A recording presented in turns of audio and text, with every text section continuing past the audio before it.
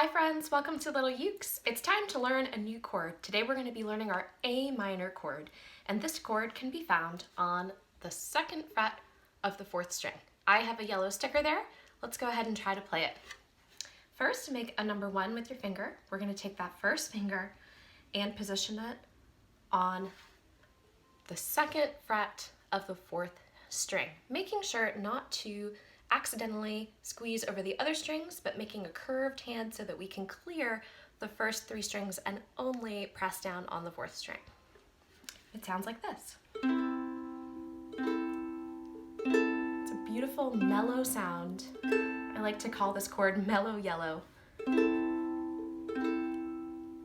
So go ahead and experiment with playing your A minor chord with some of your other chords like C major, C7, or F at 9, and just start to observe how does this create a different mood, a different feeling than those other harmonies.